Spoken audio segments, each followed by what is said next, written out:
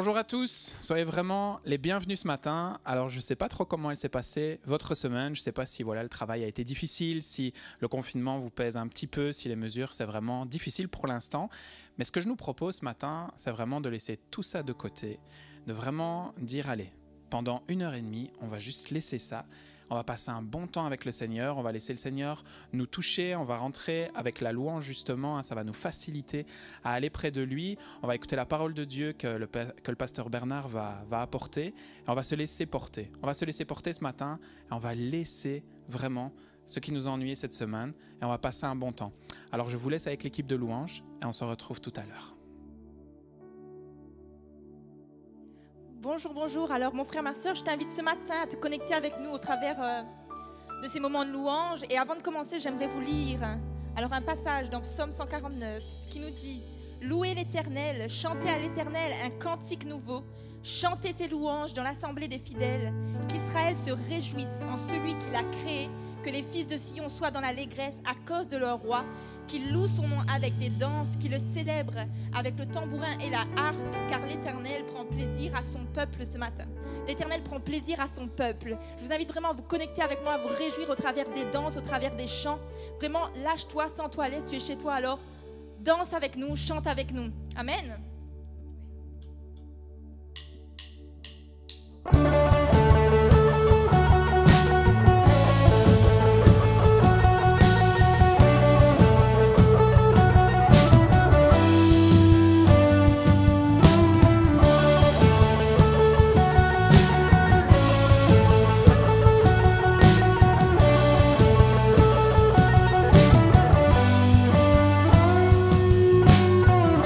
Je veux danser et louer, peu importe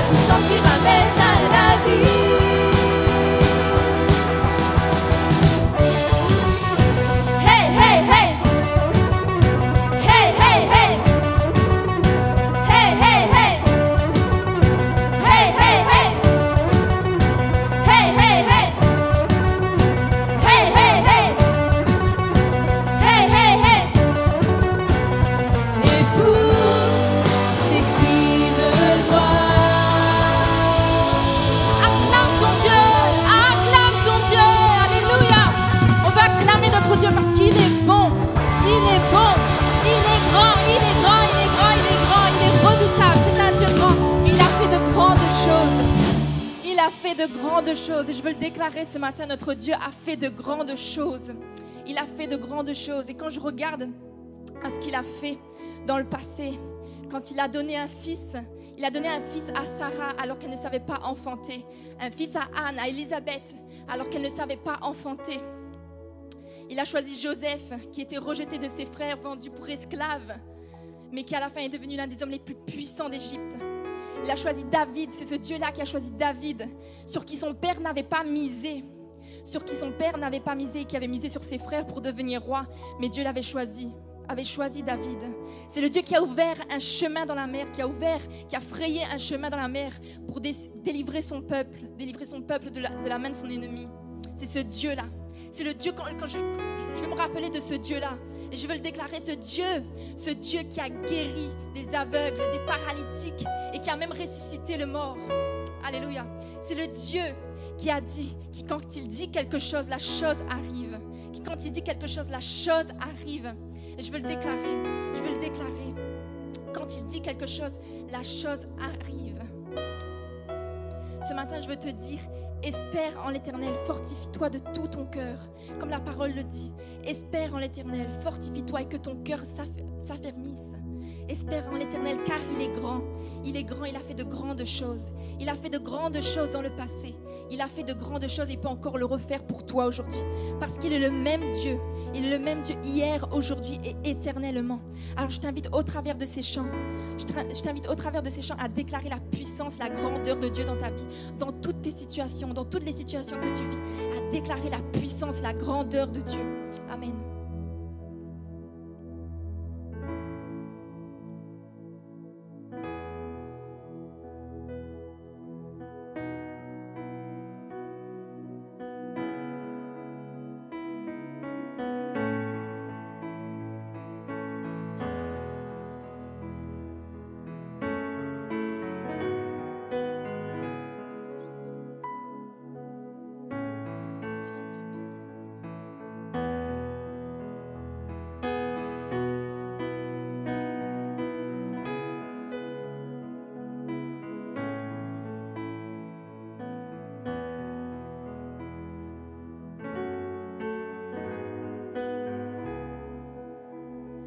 Car Dieu est un Dieu puissant, il règne de son saint lieu avec sagesse, amour, et Dieu est un Dieu puissant. Car Dieu est un Dieu puissant, il règne de son saint lieu avec sagesse, amour, et Dieu est un Dieu puissant. Car Dieu est un Dieu puissant, il règne de son saint lieu avec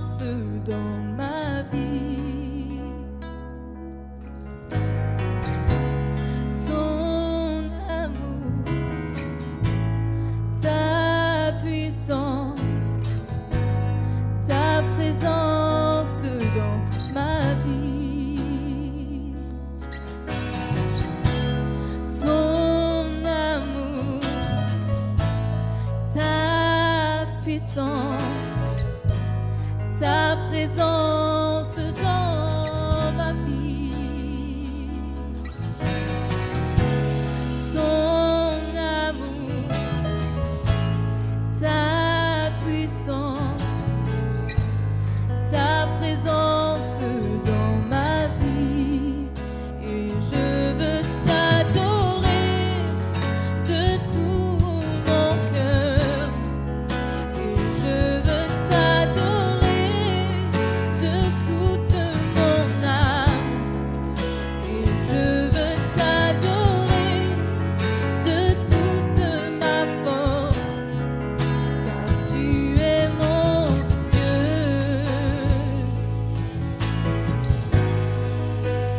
Tu es mon Dieu.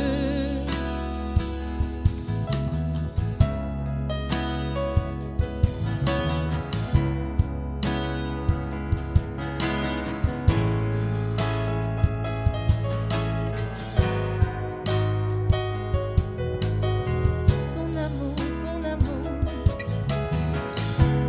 ton amour, ta puissance, ta présence dans ma vie. Ton amour, ton amour, ta puissance, ta présence dans ma vie. Ton amour, ton amour, ta puissance, ta présence dans ma vie. Et je veux chanter ton amour, Seigneur. Ton amour,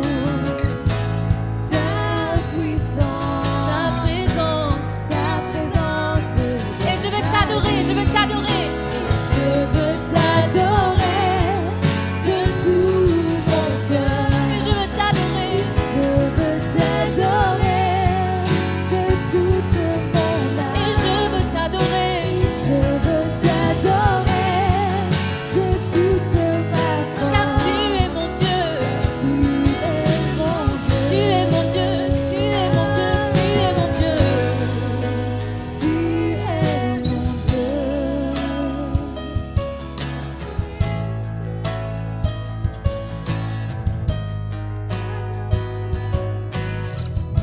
Ton amour, Seigneur. Ton amour, ta puissance, ta présence dans ma vie. Ton amour, ton amour, ta puissance, ta présence dans ma vie. Ton amour, Seigneur. Ton amour, ta puissance, ta présence dans ma vie. Encore une fois, ton amour, Seigneur. Ton amour, ta puissance, ta présence dans ma vie. Et je veux t'adorer. Je veux t'adorer de tout mon cœur. De tout mon cœur. Je veux t'adorer. Et je veux t'adorer de toute mon âme. De toute mon âme. Je veux t'adorer. Et je veux t'adorer de toute ma force. De toute ma force. Tu es mon Dieu. Car tu es mon Dieu. Tu es mon Dieu. Tu es mon Dieu. Tu es mon Dieu. Car tu es mon Dieu. Car tu es mon Dieu.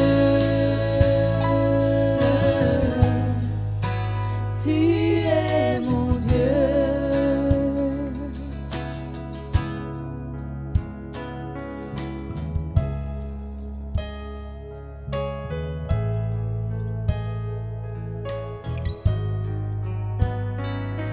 Seigneur, ta parole nous dit tu adoreras le Seigneur ton Dieu de toute ton âme, de toute ta force et de toute ta pensée. Tu adoreras le Seigneur ton Dieu de toute ton âme, de toute ta force et de toute ta pensée. Et c'est pas toujours ce qu'on peut faire, Seigneur, parfois dans la vie, dans les choses quotidiennes. Seigneur mon Dieu, on peut te mettre de côté parfois, Seigneur. Aujourd'hui, je veux te demander pardon. On veut te demander pardon pour nos cœurs durs. Pardon pour notre orgueil, notre superficialité des fois, Seigneur. Pardon pour tout cela, Seigneur Père. Et vraiment, je te prie pour que tu provoques un déclic, un réveil en nous, Seigneur. Oh Seigneur, on t'adore, toi le seul Dieu. On t'honore, on t'élève au plus haut, Seigneur. Et au travers de ce refrain, je vous invite encore à élever votre Dieu, à répandre votre cœur devant votre Dieu. Simplement, élevez votre Dieu et je veux t'adorer de tout mon cœur. Je veux t'adorer de toute mon âme, de toute ma force. C'est ce que je veux faire, Seigneur.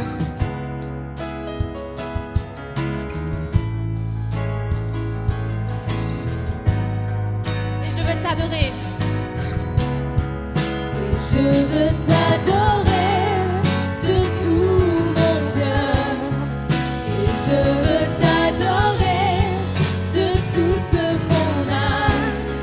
Et je veux t'adorer de toute ma force, car tu es mon Dieu. Tu es mon Dieu. Car tu es mon Dieu. Car tu es mon Dieu. Tu es mon Dieu.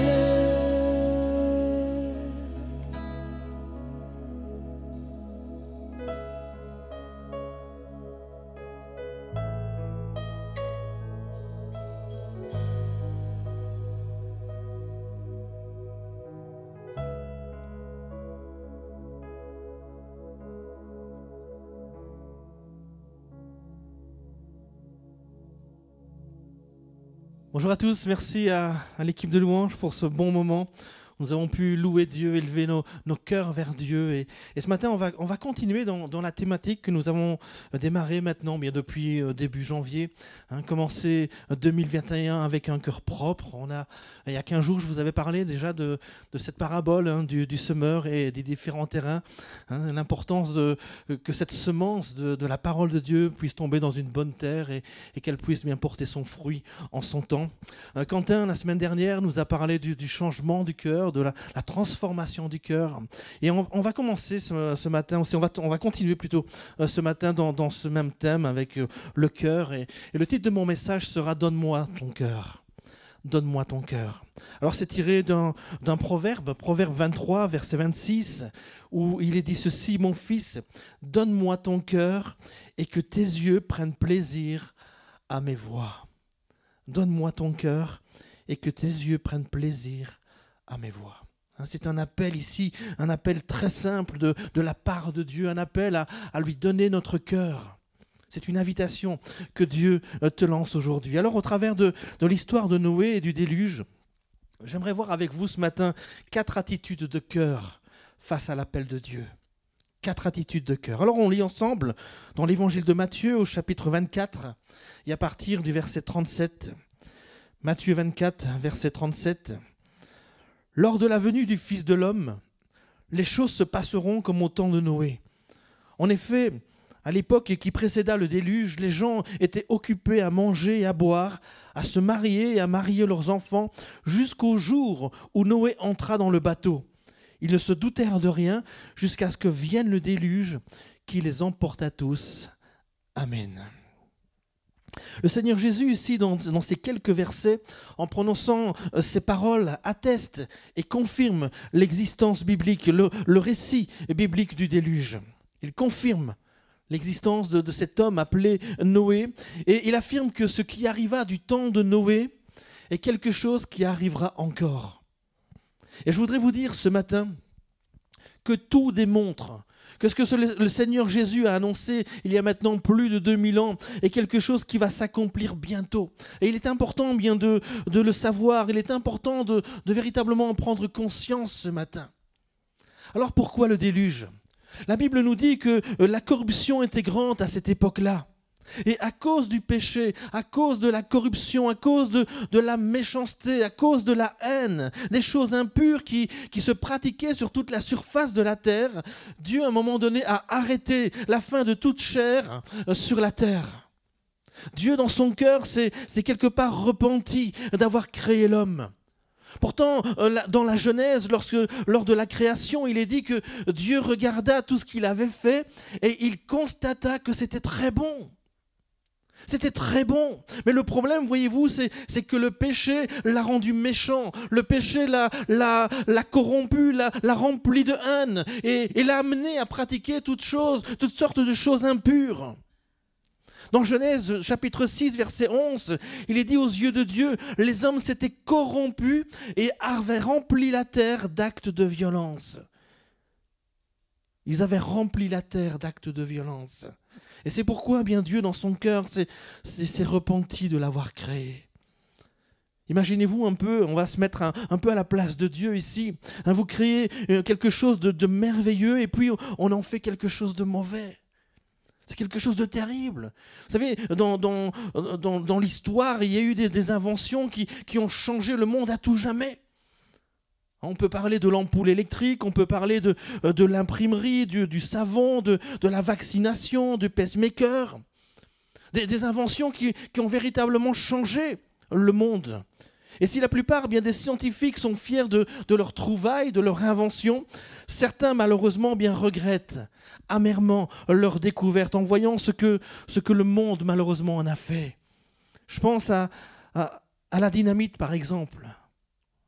On connaît ce fameux bâton de dynamite.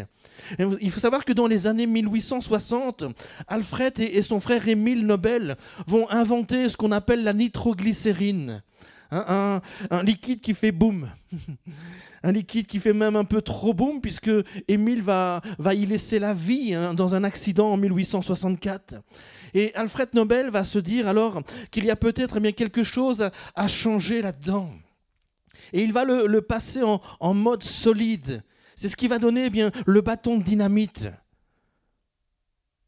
Quelque chose qui était bien plus stable que la nitroglycérine. Et cela va connaître un véritable succès et les ventes vont exploser. Si je peux me permettre cette expression, les ventes vont exploser. Sauf que Nobel l'avait créé pour le civil. Il l'avait créé pour faciliter le travail des mineurs. Pas pour la guerre. Pas pour la guerre. À la base, c'était quelque chose de très bon, mais l'homme en a fait quelque chose de mauvais. Il dira, j'étais sans doute devenu le premier vendeur d'armes dans le monde. L'invention de la dynamite m'a apporté une influence politique importante, mais tout ça m'a déprimé. Tout ça m'a déprimé. Je pense à Einstein également, qui dira, malheur à moi. Ce sont les mots qu'il va prononcer lorsqu'il va comprendre que toutes ces découvertes ont permis la création de cette fameuse bombe atomique qui va exploser à Hiroshima. Malheur à moi, dira-t-il. Des hommes qui vont regretter amèrement leur invention, leur découverte. Parce que l'homme va en faire quelque chose de mauvais. Et de la même manière, on comprend ici que Dieu, dans son cœur, tout le mal qui se pratiquait sur toute la surface de la terre, dans son cœur, Dieu s'est repenti d'avoir créé l'homme quand il a vu tout ce que le diable et le péché a fait de sa création. Dans Genèse chapitre 6, verset 13, il est dit « Alors Dieu dit à Noé, j'ai décidé de mettre fin à l'existence de toutes les créatures, car à cause des hommes, la terre est remplie d'actes de violence. Je vais les détruire ainsi que la terre. » Waouh! Je vais les détruire ainsi que la terre. Mais il y a un mais ici.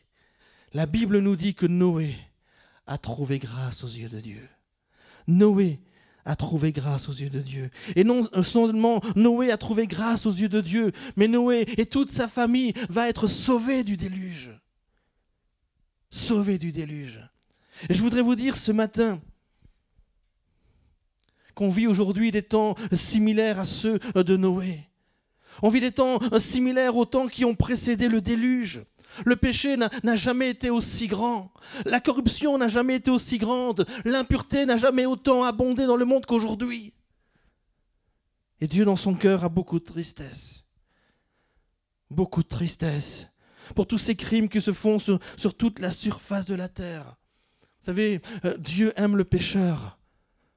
Dieu aime le pécheur et il désire qu'il se repente, qu'il parvienne à la vie éternelle, qu'il soit sauvé, tout comme Noé était sauvé du déluge. Mais Dieu qui est saint a horreur le péché. Il aime le pécheur, mais il a en horreur le péché. Et je voudrais vous dire ce matin qu'il existe suspendus au-dessus de la terre des jugements de Dieu. Ils sont prêts, ils ont été arrêtés par Dieu lui-même. Et ce qui empêche les jugements de Dieu de fondre sur l'humanité pécheresse aujourd'hui, c'est l'Église. C'est la présence de l'Église dans le monde. Tant que l'Église est dans ce monde, les jugements sont comme suspendus. Et Dieu attend. Dieu attend. La Bible me dit qu'il use de patience. Il use de patience, désirant que tous se repentent et qu'ils soient sauvés.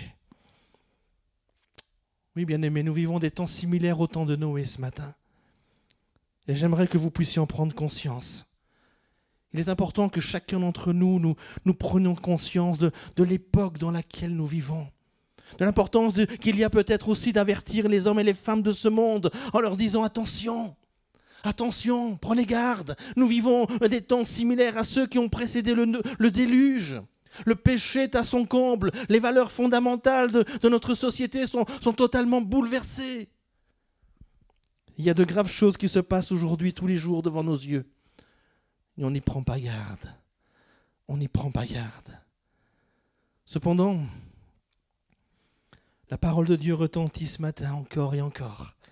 Et elle nous rappelle bien que Dieu a arrêté les jugements. Ils vont fondre sur l'humanité pécheresse.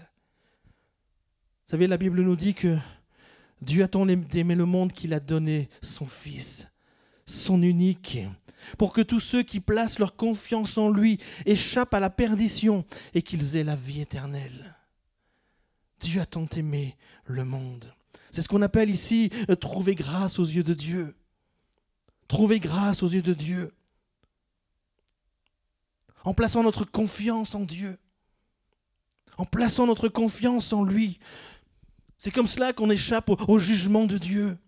C'est comme cela que l'on hérite de la vie éternelle, en plaçant notre confiance en Dieu, en lui donnant notre cœur.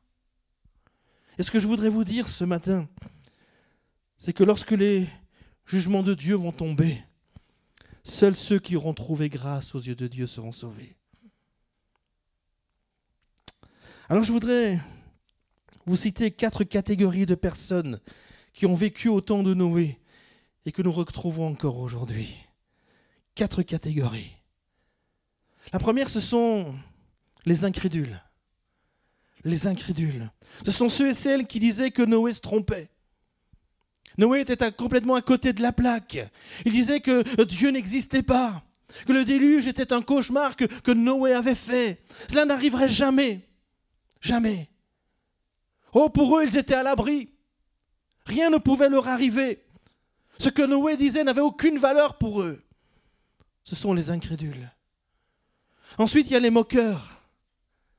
Les moqueurs, ce sont ceux et celles qui se moquaient, qui riaient de tout leur cœur. Ils se moquaient de Noé. Et toutes les fois où ils passaient à côté de lui, toutes les fois où ils voyaient Noé en train de construire ce bateau, là où il n'y avait même pas d'eau, ils se moquaient de lui. Ils riaient. Oh, certainement que Noé a dû en entendre pas mal de ces moqueries, n'est-ce pas? Ils devaient être nombreux, les moqueurs. Puis il y a les sympathisants. Eux aussi sont nombreux. Ce sont ceux et celles qui disent à Noé, tu sais, Noé, on t'aime bien, hein, t'es un bon gars, t'es un chouette gars, on t'apprécie. Et puis on est tout à fait d'accord avec toi. On te comprend, on est d'accord avec toi. On voudrait bien t'aider, mais tu sais, on n'a pas le temps. On n'a pas le temps. En tout cas, c'est bien ce que tu fais. Tu as toute notre sympathie. Les sympathisants. Et puis, finalement, en 4e catégorie, il y a ceux et celles qui ont trouvé grâce aux yeux de Dieu. C'est-à-dire Noé et sa famille. La Bible nous dit que lorsque le déluge est arrivé, tous, à l'exception de Noé et sa famille, ont été emportés. Tous ont été engloutis par les eaux du déluge. Ils ne se doutaient de rien. Ils ont continué à vivre comme si rien n'était. Ils mangeaient, ils buvaient, ils se mariaient, ils mariaient leurs enfants. Ils ont continué leur vie comme si rien n'allait arriver. Mais lorsque le déluge est venu, ils ont été surpris et ils ont tous été emportés. 4 catégories de personnes. Et de nos jours, vous savez, on rencontre encore ces 4 catégories. Il n'y a rien qui a changé. Il n'y a rien de nouveau sur le ciel. On retrouve ces mêmes catégories. Il y a ces incrédules qui vous disent, mais pasteur, Dieu n'existe pas, voyons. La parole de Dieu, c'est un vieux livre, ça n'a aucune valeur. Les prophéties bibliques n'ont pas de valeur. Et ceux qui vous disent cela lisent et croient parfois aux horoscopes. Mais en ce qui concerne la parole de Dieu, ça n'a aucune valeur. Les prophéties n'ont aucune valeur. Dieu n'existe pas. Ils ne veulent pas y croire et ils disent les jugements de Dieu, c'est de la bêtise. C'est une bêtise. On raconte n'importe quoi. Pourtant, la Bible nous en parle. La Bible nous en parle. Et elle avertit les hommes, elle vous avertit ce matin. Elle vous avertit. Nous vivons une période qui, de plus en plus, sera troublée. On vit une période qui, de plus en plus, sera dangereuse. Une période où il y aura toutes sortes de dangers. La Bible nous dit que dans les derniers temps, viendront des temps difficiles. Et ce que nous vivons aujourd'hui, c'est rien. C'est rien par rapport à ce qui nous attend. Des temps difficiles nous attendent. Mais il y a toujours de ces incrédules qui vous diront « cela n'arrivera jamais ». Ça n'arrivera pas. Je vais vous dire quelque chose ce matin. Écoutez-moi bien. Vous savez, il y a eu des incrédules qui ont prédit que la Deuxième Guerre mondiale ne viendrait pas. Ils ont vécu leur vie comme si la guerre n'allait pas venir. Mais elle est venue. Elle est venue. Et elle a fait des millions de morts. Elle a fait des millions de morts. Il y a des incrédules qui avaient annoncé que le Titanic ne coulerait jamais. Ils le croyaient insubmersible. Ils ont même dit que Dieu lui-même ne pourrait pas le couler. Mais le dimanche 14 avril 1912, à 23h40, ce fameux bateau insubmersible à leurs yeux a heurté un iceberg et il a coulé en moins de 3 heures. En moins de 3 heures. Ce naufrage a fait 1500 morts. 1500 personnes ont péri dans ce naufrage et les incrédules en ont fait les frais. Ça n'arrivera jamais. Et le jour où ces choses arrivent, on est surpris. On est surpris. Ensuite, il y a les moqueurs. Les moqueurs, ils vous diront si, mais enfin, pasteur, on est au 21e siècle. Là. On est des gens sérieux quand même. On est des gens sérieux, on est civilisés, on est instruits, on a fait des études. Vous savez, vous parlez de Noé, vous parlez du jugement de Dieu, mais tout ça, c'est des histoires. Hein. Et on rit, on se moque. On se rit, on se moque. Et combien de moqueries n'ai-je pas entendu lorsque je parlais de Dieu, lorsque j'annonçais l'évangile. Que de moqueries, n'est-ce pas? On nous prend pour des fous. Ce ne sont que des histoires. Et pour beaucoup aujourd'hui, l'évangile, ce ne sont que des histoires. Cela n'arrivera jamais. Mais vous savez, comme je viens de le dire, la Deuxième Guerre ne devait jamais arriver, mais elle est arrivée. Le Titanic ne devait jamais couler, mais il a coulé. Le déluge ne devait jamais arriver, mais il est arrivé. Laissez-moi vous dire ce matin qu'on ne se moque pas de la parole de Dieu. On ne se moque pas de Dieu. Car que vous le vouliez ou non, les jugements de Dieu sont inscrits, ils sont prêts, et ils n'attendent qu'une chose, c'est le signal de Dieu. Qu'on le veuille ou non, qu'on le croie ou non, qu'on s'en moque ou non, croyez-moi, ils viendront. Ils viendront. Et je voudrais vous prévenir ce matin. Peut-être que vous vous moquez, peut-être que vous riez des choses de Dieu, peut-être que vous vous moquez de la parole de Dieu, vous la méprisez. Et vous dites vivement qu'il est fini. Moi, je préfère entendre de la musique que toutes ces paroles. Vivement qu'il est fini. Les choses de Dieu, ce n'est pas pour moi. Oui, peut-être. Mais je vous en prie, ne vous moquez pas. Ne vous moquez pas. Regardez autour de vous. Regardez autour de vous. Voyez le monde où il va. Voyez la société où elle va. Voyez la jeunesse où elle va. Voyez les foyers où ils vont. Voyez la société dans laquelle nous vivons aujourd'hui. Voyez tout ce qui s'y trouve, tout ce qui se passe autour de vous. Je n'ose même pas imaginer ce que cela sera dans l'avenir. Les moqueurs. Les moqueurs. Ensuite, il y a les sympathisants. Les sympathisants, ils vous diront, mais moi, je suis plutôt comme vous, pasteur. Je pense comme vous. Je pense comme vous. Je vous trouve très bien. C'est très bien ce que vous faites. C'est chouette. Hein, vous apportez une belle parole et je suis d'accord avec ça. Je voudrais tellement vous ressembler. Vous faites toutes sortes d'efforts et ils sont honorables, vos efforts, pour annoncer la bonne nouvelle. Sincèrement, je vous admire. C'est chouette, c'est bien. C'est bien. Et même de temps en temps, ils viendront à l'église. Aux grandes occasions. On vient et on est content, ça fait du bien. Mais quand on leur dit, mais pourquoi ne pas venir à Jésus? Pourquoi ne pas donner ton cœur à Jésus? Alors on n'a plus le temps. On n'a pas le temps. Ils trouvent toutes sortes d'excuses pour ne pas donner leur cœur à Dieu. Vous savez, on dit que les excuses sont faites pour s'en servir, mais quand il s'agit des choses de Dieu, on n'a pas le temps. Tout à coup, on n'a plus le temps. Peut-être que ce matin, plusieurs vont se reconnaître dans cette catégorie. Et vous dites, mais moi je suis d'accord avec tout ce que le pasteur dit. Vous trouvez ça chouette même, très sympathique. Mais votre engagement s'arrête là. Il s'arrête là. Laissez-moi vous dire ce matin que c'est un peu court. C'est un peu court. Être sympathisant, ce n'est pas suffisant. C'est pas suffisant. Et finalement, bien, il y a ceux qui ont trouvé grâce aux yeux de Dieu. C'est Noé et sa famille. C'est l'image de ceux et celles qui ont trouvé grâce aux yeux de Dieu. Vous savez, on dit que Noé était de la race d'Enoch. Et Enoch est un homme qui a marché avec Dieu. Et Noé a marché avec Dieu. Noé a marché avec Dieu. Et parce qu'il a marché avec Dieu, il a trouvé grâce aux yeux de Dieu. Ceux et celles qui trouvent grâce aux yeux de Dieu ce matin, ce sont ceux et celles qui marchent avec Dieu. Ce sont ceux et celles qui vont lui donner leur cœur.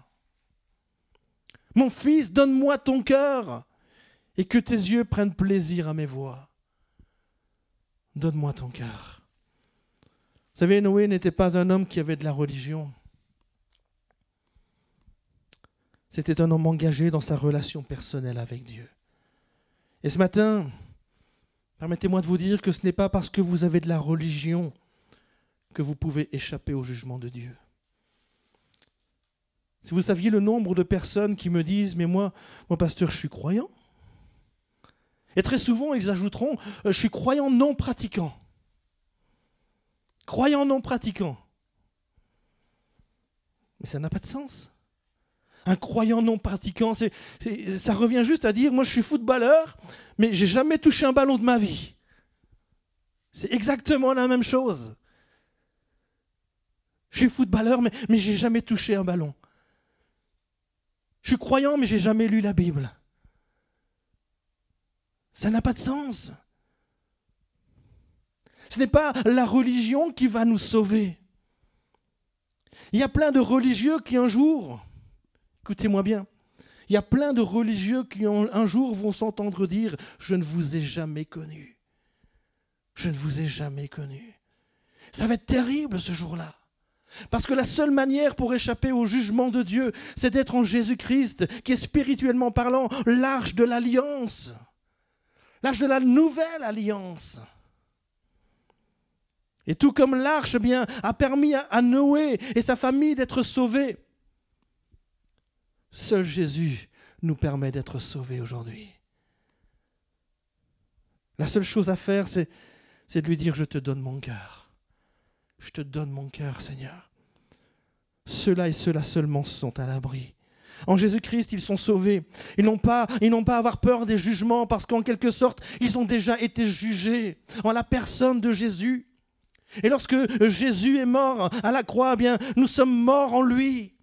C'est ce que nous retrouvons dans cette image du baptême, lorsque nous sommes plongés entièrement dans l'eau. C'est l'image de cette mort en Jésus. Et lorsque on ressort de l'eau, c'est l'image de la résurrection. Nous ressuscitons en lui et nous n'avons plus à craindre les jugements de Dieu. Nous sommes à l'abri en Jésus-Christ. La Bible nous dit aussi qu'ils sont déjà assis avec Christ dans les lieux célestes. Waouh! Waouh! Cela nous montre qu'être en Jésus, lui donner notre cœur, c'est la chose la plus merveilleuse qui soit, n'est-ce pas? Cela nous rassure et cela nous assure d'un avenir certain, celui d'être sauvés. Nous avons l'assurance de notre salut. Quelle différence avec ceux qui n'ont pas cette assurance, mais qui espèrent juste être sauvés. Je me rappelle d'un professeur à l'école, et un jour je lui avais posé cette question. Est-ce que vous êtes sûr d'être sauvé? Elle m'a dit non, je l'espère. Je l'espère. Quelle tristesse d'espérer seulement. Alors que nous pouvons aujourd'hui avoir cette assurance, parce que la Bible nous dit que croire en Dieu, c'est une façon de posséder déjà les biens qu'on espère, c'est être persuadé que les choses qu'on ne voit pas existent vraiment. Hébreux chapitre 11, verset 1er. La foi, bien-aimés, c'est une ferme assurance. C'est une ferme assurance. On n'espère pas juste être sauvé en étant obligé de faire des bonnes œuvres pour mériter son salut. La seule chose que nous méritions, c'était la mort, parce que le salaire du péché, c'est la mort. C'est ce jugement de Dieu qui tombe, qui est là, qui attend, qui est suspendu au-dessus de nos têtes. Mais le don gratuit de Dieu, c'est la vie éternelle en Jésus-Christ. Et cela se fait par la foi, non pas par les œuvres, non pas par nos mérites, mais uniquement par la foi en Jésus, qui a pris notre place à la croix. Et il nous suffit ce matin bien d'accepter Jésus comme sauveur, en faisant la paix avec Dieu, en confessant sa vie de péché, en se tournant vers Dieu, en changeant de cap. C'est ce qu'on appelle la repentance, un changement de direction. On reconnaît qu'on a emprunté un mauvais chemin et on change de direction, on change de cap. On se tourne vers Dieu et on commence une vie nouvelle avec lui. Waouh, waouh. Alors je te conclus ce matin. Si vous êtes incrédule, moqueur, sympathisant, souvenez-vous que tous ces hommes, toutes ces femmes, lorsque le déluge est arrivé, ils sont venus et ils ont commencé à frapper à la porte de l'arche en disant « Noé, Noé, Noé, au secours, aide-nous, ouvre-nous, ouvre-nous, parce que nous allons mourir, nous allons périr. » Mais la porte était fermée et Noé ne pouvait plus rien faire pour eux. Bien-aimés, j'aimerais vous dire ce matin, il n'est pas trop tard, mais il est plus tard que vous ne le pensez. Il n'est pas trop tard, mais il est plus tard que vous ne le pensez. Aujourd'hui, c'est encore jour de grâce, et le Seigneur dit, mon fils, ma fille, donne-moi ton cœur. Si tu entends ma voix, n'endurcis pas ton cœur. Ouvre-moi la porte de ton cœur, afin que j'y entre, que je change ton cœur, que je change ta vie. Oh bien-aimés, les jugements de Dieu sont comme suspendus, mais pour combien de temps encore? Personne ne le sait. La Bible nous dit qu'il viendra comme un voleur dans la nuit. Un voleur ne prévient pas, n'est-ce pas? Il ne va pas vous dire, je vais passer tel jour, telle heure. Non, comme un voleur dans la nuit. Personne ne s'y attendra. Et beaucoup se feront surprendre. Et malheureusement, ce sera trop tard. Trop tard. Alors ce matin, est-ce que vous êtes à l'abri en Jésus-Christ? Ou êtes-vous encore dehors? En train de vous marier, de marier vos enfants, en train de faire la fête, de se réjouir, comme si rien n'allait arriver. Mais au moment du déluge, tous ces gens qui étaient occupés à manger, à boire, à se marier, à marier leurs enfants, tous ont péri. Tous ont péri. Ils ne se doutaient de rien jusqu'à ce que le déluge arrive et les emporte tous. Je voudrais que vous puissiez réaliser ce matin combien il est important de vous mettre à l'abri, de mettre votre vie à l'abri en Jésus-Christ, d'accepter Jésus comme sauveur, de renoncer à votre vie de péché, de changer de vie. Alors ce n'est pas vous qui vous pouvez le faire, vous ne pouvez pas changer votre vie comme ça. C'est le Seigneur Jésus qui va le faire. Comment? En venant dans votre cœur, en venant en vous par son esprit. Il viendra, seulement si vous l'invitez. Seulement si vous l'invitez. Si vous lui ouvrez la porte de votre cœur, si vous lui confiez votre vie, il viendra et alors il va transformer votre être tout entier. Vous deviendrez ce que la Bible appelle une nouvelle créature. Les choses anciennes étant passées, toutes choses deviendront nouvelles. C'est comme un nouveau départ. Un nouveau départ. Noé, lorsqu'il est sorti de l'arche avec sa famille et tous les animaux qu'il avait mis à l'abri, ils ont eu un nouveau départ. Et tu peux avoir un nouveau départ ce matin. Un nouveau départ avec Dieu. Mon fils, ma fille, donne-moi ton cœur. Il n'est pas trop tard, mais il est plus que temps. Plus que temps. La situation n'est pas désespérée, mais elle est grave. Elle est grave. Regarde autour de toi. Regarde autour de toi. Alors je vais terminer avec ce texte dans Sophonie, au chapitre 2, verset 1er. Vous allez être chassés comme la paille qui disparaît en un jour. La violente colère du Seigneur va tomber sur vous. Oui, le jour de sa colère va arriver pour vous. Eh bien, vous qui n'avez jamais honte, réfléchissez. Rentrez en vous-même avant que tout cela arrive. Tournez-vous vers le Seigneur, vous, les gens simples du pays, vous qui obéissez à ses commandements. Pratiquez ce qui est juste. Faites-vous petit devant Dieu. Alors vous serez peut-être à l'abri le jour du Seigneur, le jour où le Seigneur montrera sa colère. Réfléchissez. Et ce matin, j'aimerais vous inviter simplement à réfléchir.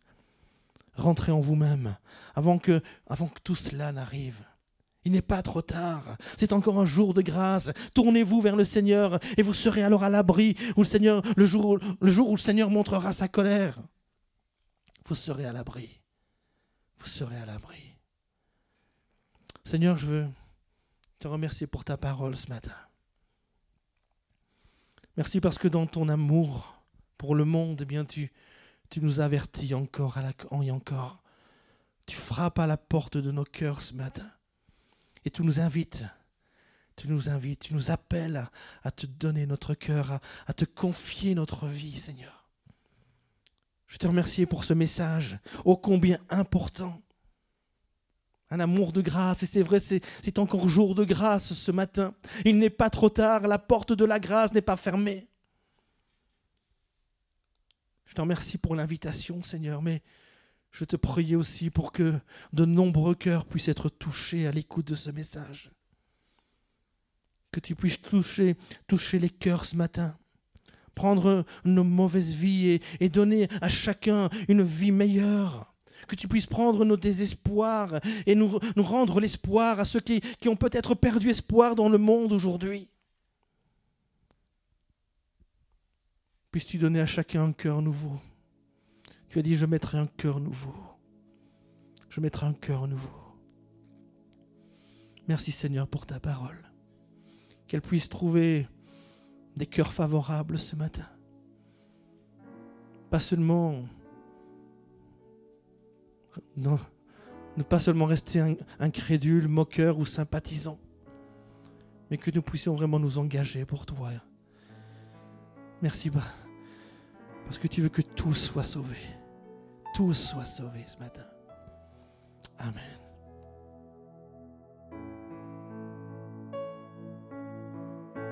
Change mon cœur, Seigneur, et purifie-moi. Change mon cœur, Seigneur, que je sois comme toi. Change mon cœur, Seigneur,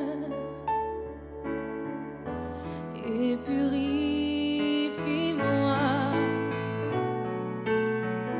Change mon cœur, Seigneur,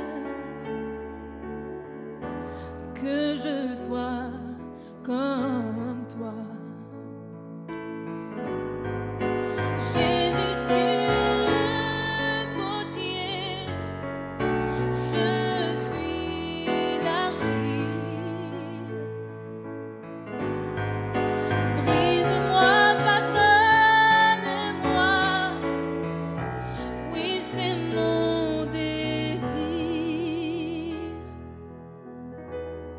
Change mon cœur, Seigneur, et purifie-moi. Change mon cœur, Seigneur, que je sois comme toi. Change mon cœur, Seigneur, et purifie-moi.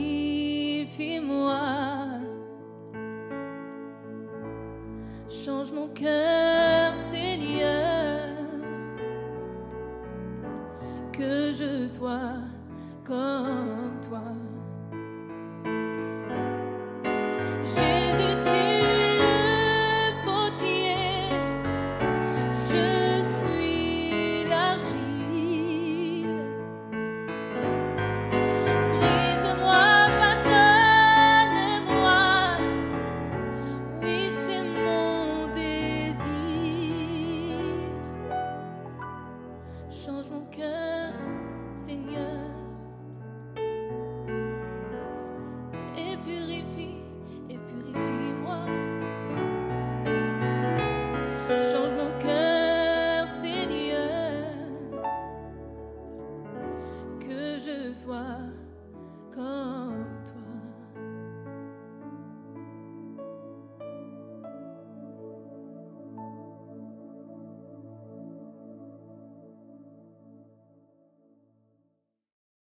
Amen.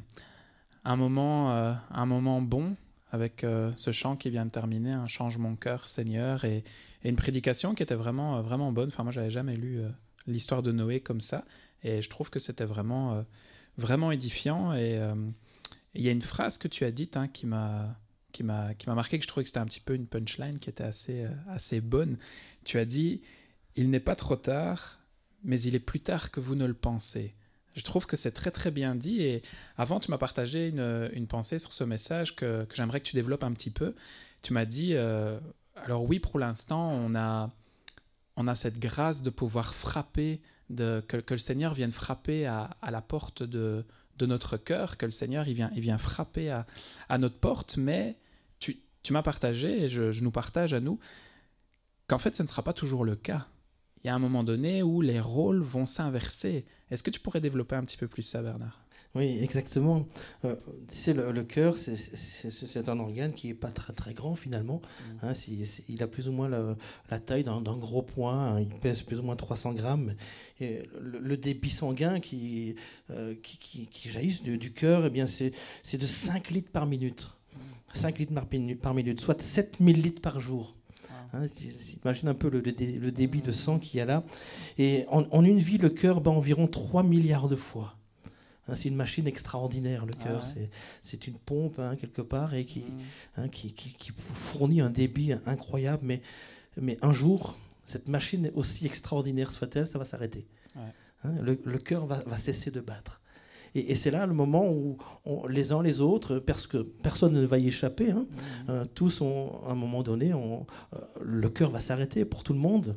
Et c'est le moment où nous allons nous retrouver devant Dieu, à la porte du ciel, où nous allons devoir bien rendre compte de ce que nous aurons fait de notre vie, qu'est-ce qu'on aura fait de l'invitation qu'on aura reçue dans notre vie au travers d'un message comme ce matin, par exemple, où le Seigneur nous dit « Donne-moi ton cœur ». Qu'est-ce que j'en fais de cette parole ? C'est le moment où il nous sera redemander compte. Oui, c'est ça. Allez, ça me fait penser dans Apocalypse. On l'a vu la semaine passée. Je suis content, j'ai vu tes œuvres, ta persévérance, mais j'ai quelque chose contre toi. Tu as perdu ton premier amour.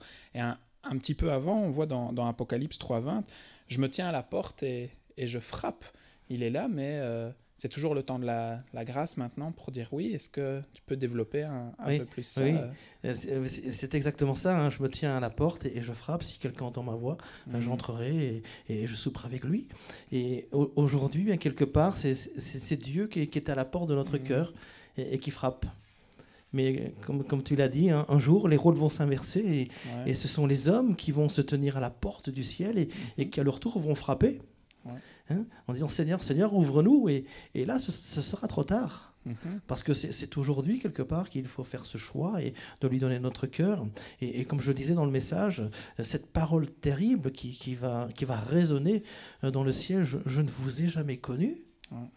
C'est aujourd'hui qu'il faut faire connaissance avec ce Dieu-là. Et oui, c'est important. Les rôles vont s'inverser, exactement.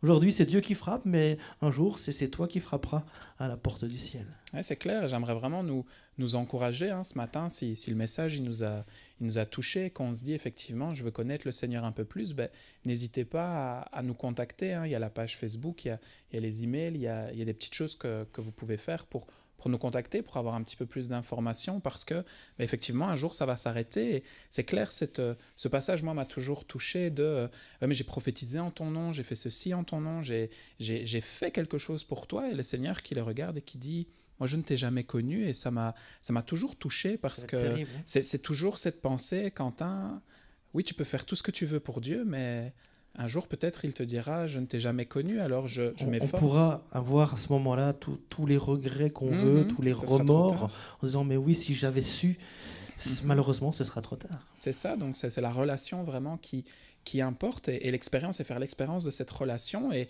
je pense dans cette mouvance-là de l'expérience de ce que l'on dit, on pourrait croire parfois que l'on prêche des choses juste de la parole et qu'on ne les vit pas nous-mêmes. Mais ici, je pense, pour ceux qui te connaissent depuis un peu plus longtemps, ont déjà entendu ton témoignage. Peut-être certains ne l'ont pas encore entendu, mais il me semble en tout cas que les 4 démarches que tu as dites, tu les as vécues toi-même. Tout à fait, tout à fait. Quand le Seigneur est venu frapper à la porte de mon cœur, je lui ai donné mon cœur, j'avais 16 ans, je vais y revenir, mais quand je lui ai donné un cœur, je ne lui ai pas donné un cœur tout propre. J'avais un cœur qui était complètement en lambeaux. Pourquoi ? Parce que à l'âge de 3 ans, mes parents ont divorcé. Et on sait, pour des enfants, c'est jamais évident de grandir dans un foyer divorcé. C'est vrai quand ça se passe bien, mais moi, dans ma famille, ça se passait pas trop bien. Puisque maman, à l'époque, on n'avait pas beaucoup de moyens, et donc elle est retournée vivre chez mes grands-parents maternels, et mes grands-parents, qui avaient aussi une grande famille, ne pouvaient pas prendre ma maman, ma sœur et moi. Et donc, elle a dû faire un choix douloureux de se séparer des enfants, et donc moi je suis resté chez mes grands-parents paternels. Et donc là il y a déjà une séparation qui a été douloureuse.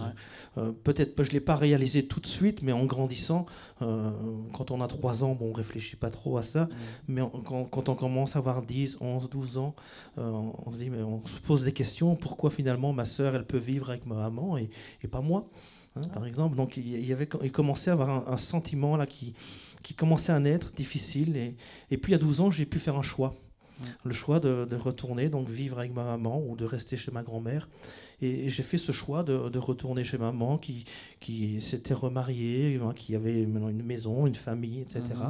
Et là, j'étais plein d'illusions. Je me disais, super, je vais enfin connaître bien ce qu'un enfant a le droit de vivre.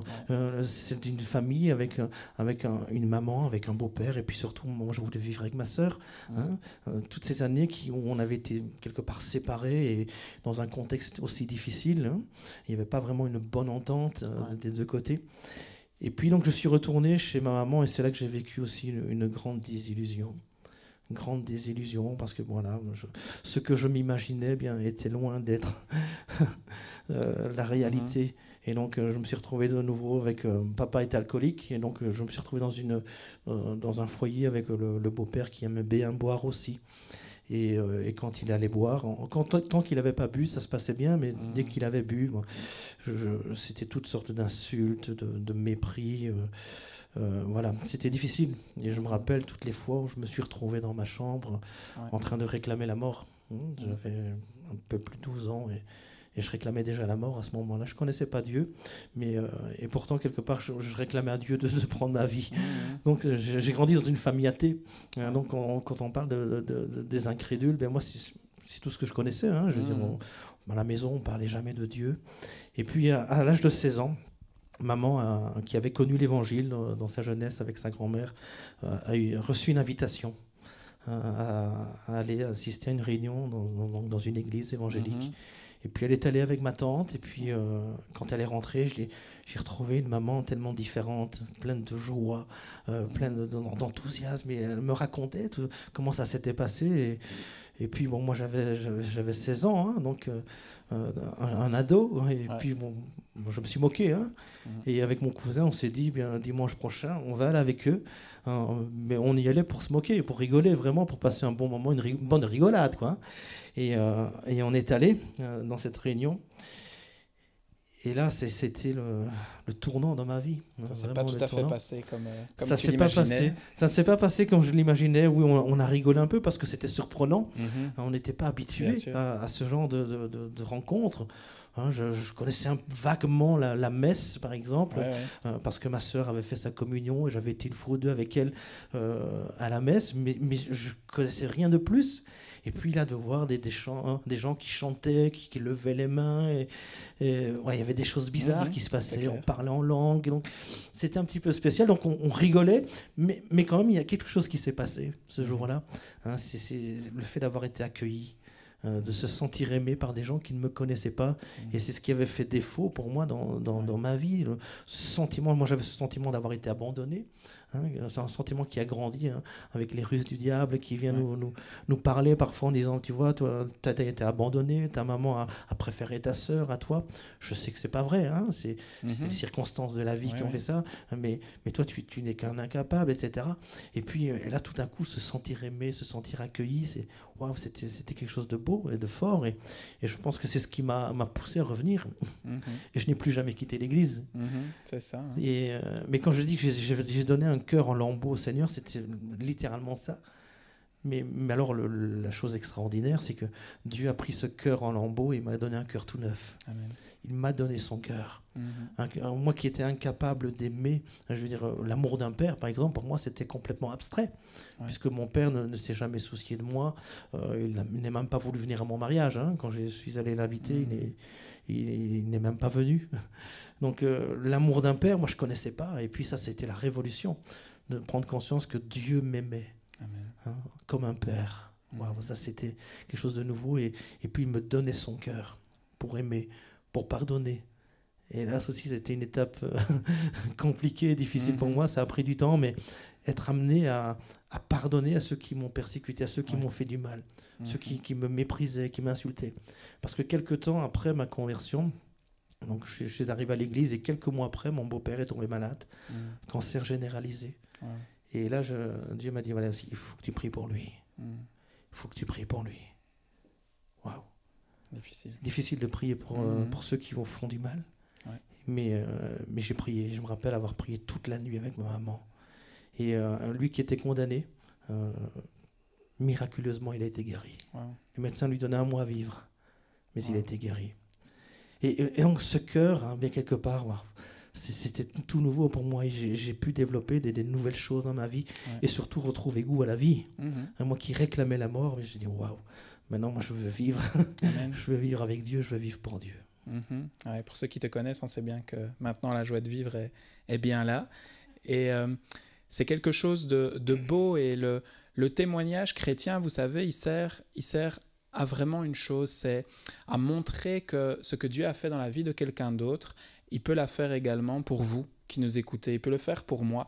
Donc s'il y a des passages du témoignage du pasteur Bernard que vous dites « je vis pareil », ou bien que vous dites « ah mais non, je suis trop éloigné de Dieu, j'ai fait trop de bêtises, j'ai fait trop de choses qui l'offensent », ou bien que vous êtes moqué, hein, vous étiez dans une des catégories, eh bien le témoignage du pasteur Bernard nous montre que Dieu, s'il a agi pour le pasteur Bernard, s'il a pris son cœur en lambeaux et qu'il l'a changé, il peut le faire pour vous aussi. C'est une décision aujourd'hui à prendre, de dire « d'accord, Seigneur, je vais te remettre mon cœur en lambeaux et je vais te laisser faire ton travail. J'ai du mal à y croire, mais comme j'entends le témoignage de quelqu'un d'autre, je crois que comme tu l'as fait pour lui, tu peux le faire pour moi. » Et c'est à ça que ça sert le témoignage. C'est pour ça que c'est important de témoigner de sa foi et de ce que Dieu fait dans notre vie aux autres, parce que ça, quelque part, allume la foi chez les autres. Ça leur permet de se rapprocher de Dieu, là où ils étaient peut-être un peu plus découragés, dans une période un petit peu plus difficile.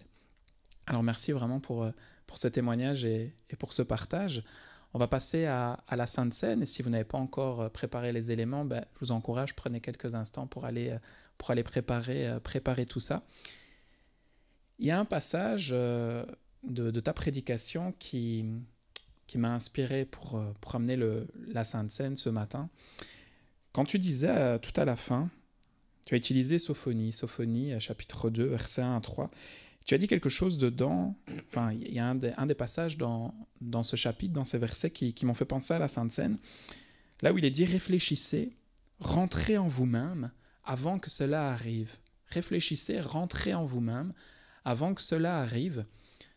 Alors bien sûr, avant que le Seigneur ne revienne dans la prédication du pasteur Bernard, pour pouvoir le connaître, mais également lorsqu'on s'approche de la table du Seigneur, le pain qui symbolise le corps du Christ qui a été sacrifié pour nous, qui a été brisé pour nous, le vin, le jus de raisin qui représente le sang du Seigneur Jésus qui a été versé pour nous, pour nos péchés, son sacrifice, et à chaque fois qu'on le prend, on se rappelle, on annonce la venue du Seigneur quelque part.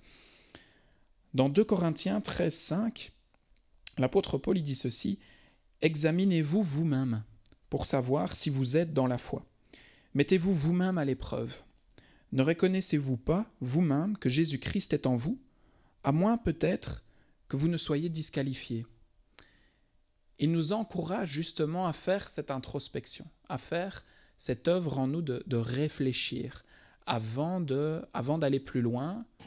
Inspectez-vous vous-même, réfléchissez à vous-même et pour ceux qui sont dans la foi peut-être depuis un petit peu plus longtemps, peut-être que ça vous fait lier ce passage à un autre. Et pour ceux qui ne le savent pas, je vais nous aider là-dessus. Dans 1 Corinthiens 11, c'est souvent celui qu'on utilise pour parler de la Sainte Seine. Les versets 27 à 29 sont intéressants ici parce que l'apôtre Paul nous dit « C'est pourquoi celui qui mange ce pain, on va s'approcher de la table du Seigneur, c'est pourquoi celui qui mange ce pain et boit la coupe du Seigneur indignement sera coupable envers le corps et le sang du Seigneur. » L'apôtre Paul nous exhorte, nous encourage que chacun donc s'examine lui-même et qu'ainsi il mange le pain et boive la coupe, car celui qui mange et boit indignement sans discerner le corps du Seigneur mange et boit un jugement contre lui-même. Alors on le sait, on l'a un petit peu développé dans les mois précédents lorsqu'on était en présentiel. Boire indignement, c'est simplement ne pas se rendre compte en fait de ce qu'on est en train de faire et qu'on continue notre vie n'importe comment quelque part et qu'on prend le pain et le vin de manière indigne. Et dans le contexte, ils venaient les Corinthiens et ils mangeaient, ils s'empiffraient, ils s'enivraient et ils prenaient ça en toute impunité quelque part et ils s'en fichaient. Mais pour nous aussi ce matin, avant de prendre le pain, avant de prendre la coupe, réfléchissons, rentrons en nous-mêmes. Repensons à nouveau, tiens, qu'est-ce que cela représente pour moi aujourd'hui ? C'est le jour du salut, de nouveau. Je le reproclame. À chaque fois que je prends la Sainte Seine, j'annonce la venue du Seigneur, j'annonce la mort, la résurrection du Christ et sa venue, sa seconde venue. Que l'on puisse rentrer en nous-mêmes et se rendre compte peut-être que si on est dans une des 4 attitudes que Bernard a décrites, et surtout les 3, pas la dernière, peut-être qu'il est temps de monter d'un étage, de monter quelque part d'une marche et arriver à la 4e étape, vraiment celle où je suis en connexion avec Dieu, je le connais, il me connaît, et j'approche cette table en connaissance de cause. Je connais le Seigneur, il me connaît, je prends le pain, je bois la coupe en connaissance de cause. Je sais qui est Jésus, je sais ce qu'il a fait pour moi, j'accepte son sacrifice, je me le rappelle, et je prends vraiment cela de manière consciente. Alors on va prendre ensemble le pain qui représente le corps de Christ et rappelons-nous cela en même temps. Amen.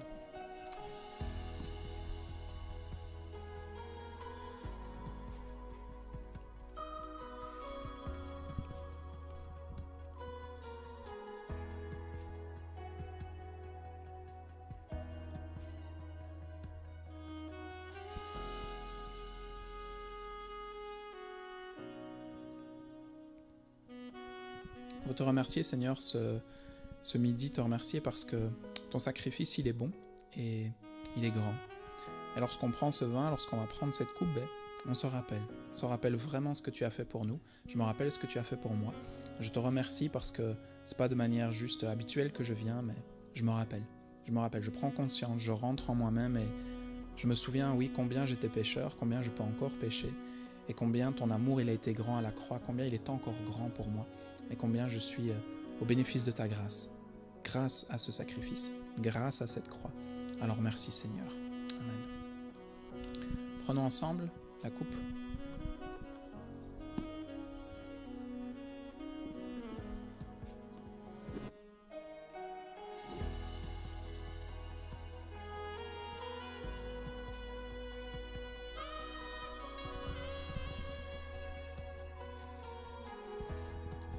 Amen. Amen. On a passé vraiment un bon temps ce matin. En tout cas, moi, j'ai été béni. C'était une bonne louange, un bon message. Ça m'a reboosté pour la semaine et j'espère que vous aussi. Alors, vous n'oubliez pas, hein, ceux qui ont encore envie de bénir l'œuvre du Seigneur, si ça vous bénit ici, si vous considérez l'église du TPE comme votre église locale, vous avez envie de faire vos dîmes, vos offrandes, et le numéro de compte qui s'affiche, vous en souvenez, et on est très reconnaissant quand même parce que vous continuez fidèlement à le faire, et on sait que c'est pas facile avec la crise, et pourtant on continue à recevoir. Alors vraiment, on bénit le Seigneur pour ça, et n'hésitez pas à faire vos transferts électroniquement. Et également mercredi, on a notre Zoom ensemble, donc n'oubliez pas que le lien que vous recevez par mail, c'est toujours le même lien. Vous allez pouvoir recliquer dessus et à chaque fois arriver sur le même Zoom. Si vous avez besoin d'aide technique, si vous ne recevez pas encore le lien, si vous voulez venir, n'hésitez pas, inscrivez-vous sur le site du TPE. Vous allez sur le site et vous allez vous inscrire à la réunion du mercredi, ou si vous avez envie de recevoir le lien, vous nous contactez tout simplement et on vous l'enverra. Et voilà, c'est à peu près tout pour les annonces. Pour l'instant, on ne sait pas vous dire grand-chose de plus, à part qu'on continue nos lives Facebook. On a passé un bon temps. Merci, Pasteur Bernard. Plaisir. Et je vous souhaite une très belle semaine et un beau temps béni. Amen.